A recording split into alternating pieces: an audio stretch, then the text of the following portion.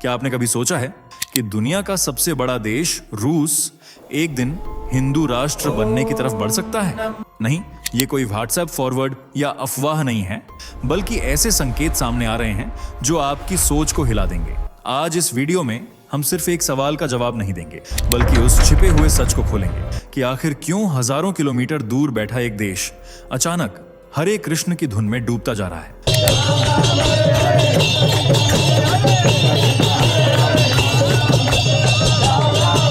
जरा एक पल के लिए कल्पना करो, बर्फ से ढकी सड़कों के बीच एक गोरी नीली आंखों वाली लड़की हाथ में माला लिए हरे राम हरे कृष्ण जप रही है, और उसके चेहरे पर वो सुकून है जो शायद आपने खुद कभी महसूस नहीं किया। ये सिर्फ एक दृश्य नहीं है, ये एक बदलाव की शुरुआत है। लेकिन असली सवाल अभी बाकी है। क्या ये सिर्फ एक ट्रेंड है या इतिहास खुद को दोहरा रहा है? क्या रूस का अतीत सच में वैदिक संस्कृति से जुड़ा हुआ था?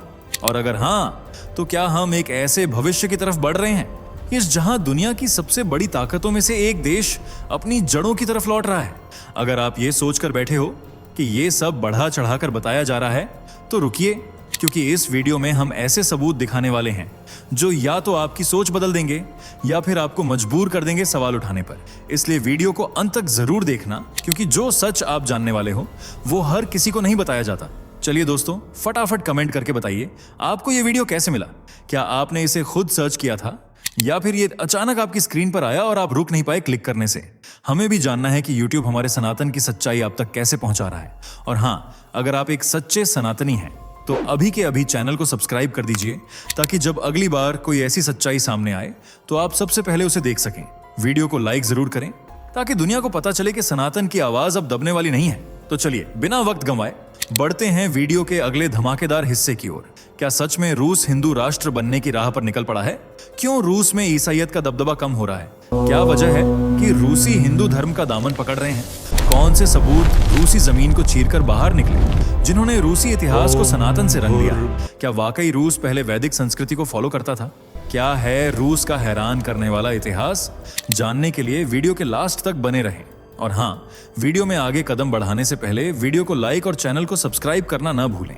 अगर हम आपसे पूछें कि दुनिया का सबसे बड़ा देश कौन सा है, तो यकीनन आपका जवाब रशिया उर्फ रूस ही होगा, जो 1,70,98,242 स्क्वायर किलोमीटर में बाहें फैलाए बैठा है और आज ईसाइयों का घर कहलाता है, क्योंकि 47 से 70% आबादी ईसाई धर्म को फॉलो करती है।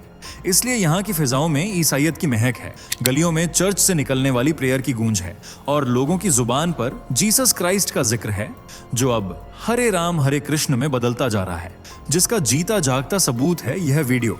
हरे कृष्ण कृष्ण कृष्ण हरे हरे, हरे राम राम राम हरे हरे, जिसमें एक रशियन लड़की बिना किसी दबाव के हरे कृष्ण का जाप कर रही है। उसके चेहरे पर एक ठंडक और सुकून भरी मुस्कान है जो सनातन को अपनाने की खुशी जाहिर करती है। अब जरा इस वीडियो को भी देखिए।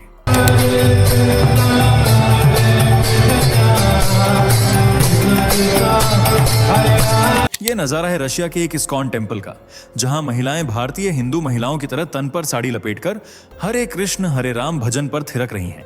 इस वीडियो में भी आप रशियन महिलाओं और पुरुषों को भारतीय वेशभूषा में देख सकते हैं।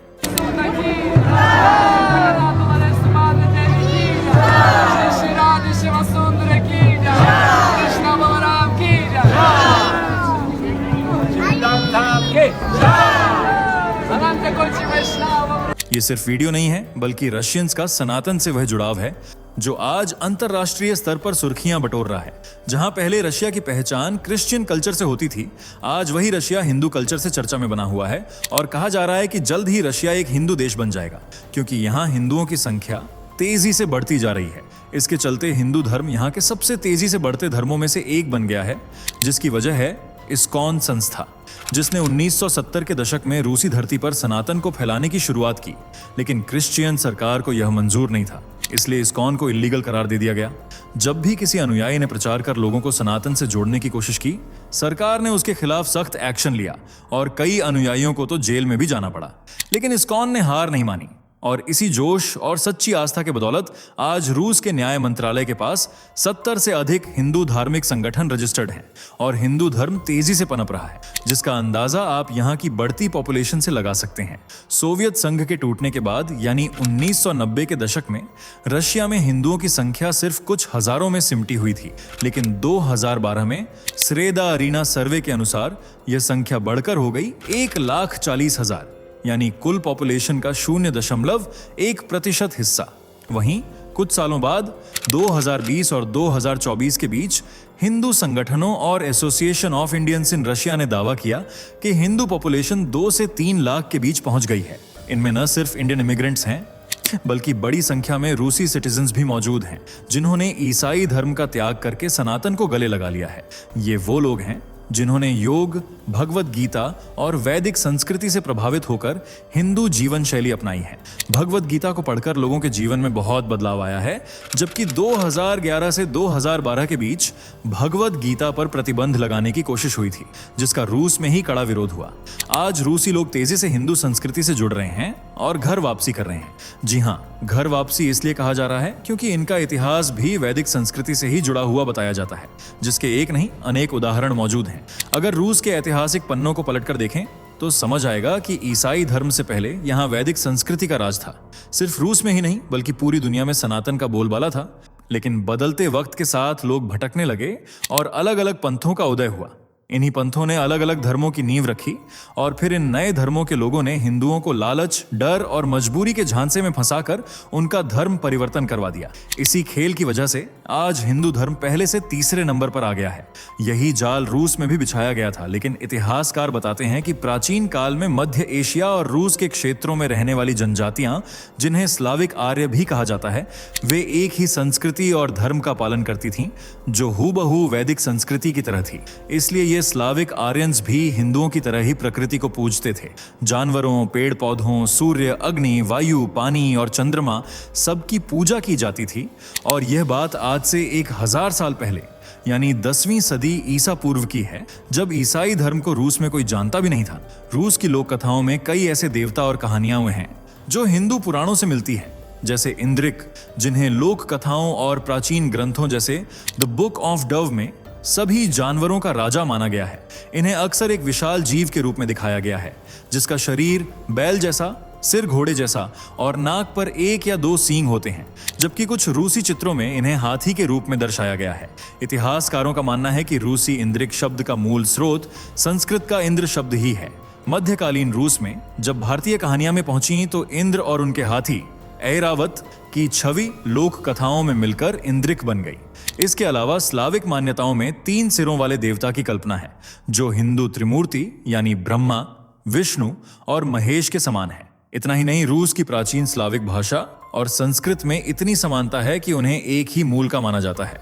जैसे रूसी भाषा में अग्नि को ऑग्न कहा जाता है, रूसी देवता का नाम स्रोग स्वर्ग से प्रेरित माना जाता है, रूसी भाषा में देव को दिव्य कहा जाता है, जो कि भारतीय भाषा और स्लाविक भाषा को मिलता जुलता दिखाता है। प्राचीन काल में सब वैदिक धर्म का ही पालन करते थे, लेकिन फिर कीवन रूस के राजकुमार व्लादिमीर द ग्रेट ने 998 ईस्वी में ईसाई धर्म को अपनाने का फैसला लिया, जिसके पीछे राजनीतिक, सांस्कृतिक और रणनीतिक कारण छुपे हुए थे। दरअसल व्लादिमीर बीजांटिन साम्राज्य के साथ एक मजबूत गठबंधन बनाना चाहते थे, जो उस समय दुनिया की सबसे बड़ी शक्तियों में से एक था। इस गठबंधन को पक्का करने के लिए उन्होंने बीजांटिन सम्राट बेसिल द्वितीय की बहन राजकुमारी एना से विवाह किया, जिसके लिए ईसाई बनना एक शर्त थी, जबकि रूस अलग अलग जनजातियों और अलग अलग मूर्ति पूजकों में बंटा हुआ था।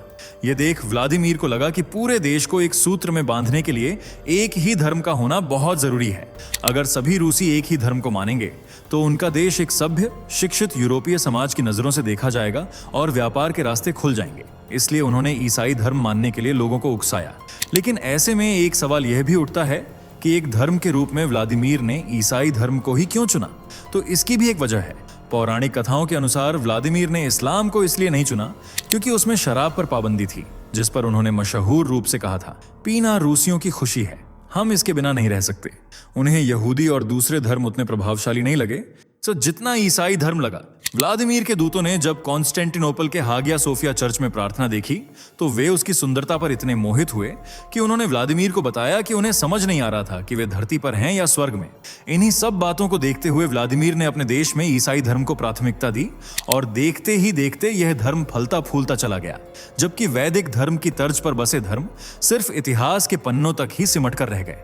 लेकिन कहते हैं ना, इतिहास खुद को दोहराता जरूर है। यही अब रूस में भी हो रहा है। जो लोग ईसाई धर्म से ताल्लुक रखते हैं वे भी सनातन में घर वापसी कर रहे हैं, क्योंकि वे इतिहास को पढ़ चुके हैं, अपने कल को जान चुके हैं और जमीन में दफन सबूतों को देख चुके हैं, जो चीख चीख कर गवाही दे रहे हैं कि रूस में पहले वैदिक धर्म का पालन किया जाता था। इस बात का खुलासा समय समय पर होता रहा है, जैसा कि 1890 का साल जब शिघिर आइडल की खोज हुई थी। पुरातत्व विभाग ने जब खुदाई करवाई तो उन्हें जमीन के नीचे से मूर्ति पूजा का सबसे पुराना प्रमाण मिला।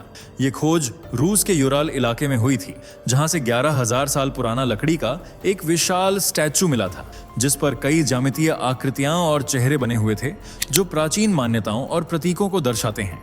इसके बाद 1987 में एक और खोज हुई जो रूस के दक्षिणी यूराल क्षेत्र में हुई थी, और आज इस प्राचीन स्थल को रूसी स्टोनहेंज भी कहा जाता है। ये शहर लगभग 4000 साल पुराना बताया गया है, यानी 2000 से 1600 ईसा पूर्व के समय का। यहाँ खुदाई में स्वास्तिक के निशान वाले मिट्टी के बर्तन मिले। जी हाँ, वही स्वास्तिक जिसे हिंदू धर्म में बहुत ही शुभ और पवित्र माना जाता है। यह विघ्नहर्ता भगवान गणेश का प्रतीक है, जबकि कुछ मान्यताओं में इसे भगवान ब्रह्मा के 4 मुखों और केंद्र को भगवान विष्णु की नाभि माना गया है। यही स्वास्तिक रूस के प्राचीन शहर में मौजूद बर्तनों पर भी बना हुआ मिला, जो हिंदू संस्कृति से जुड़ा हुआ है। इतना ही नहीं, प्राचीन आर्यन बस्तियों के अवशेष भी मिले हैं। सबसे ताजी खुदाई है साल 2007 की, जिसने इंटरनेशनल लेवल पर खूब सुर्खियां बटोरी। रूस के उल्यानोवस्क क्षेत्र में वोल्गा नदी के किनारे स्टारिया मायना नाम का एक छोटा सा गांव है। यहीं पर साल 2007 में आर्कियोलॉजिस्ट डॉक्टर अलेक्जेंडर कोजेविन की टीम मध्यकालीन बस्तियों की तलाश में खुदाई कर रही थी। कुछ समय की मेहनत के बाद उन्हें जमीन के नीचे से एक मूर्ति मिली, जो बिल्कुल भगवान विष्णु जैसी थी, या कहें तो भगवान विष्णु की ही प्रतिमा थी, क्योंकि इस मूर्ति में कुछ ऐसे लक्षण दिखाई दिए जो भगवान विष्णु से जुड़े हुए हैं, जैसे शंख, चक्र, गदा और पद्म। यह पत्थर या धातु की एक छोटी मूर्ति थी जो प्राचीन भारतीय शिल्पकला से काफी मेल खाती थी।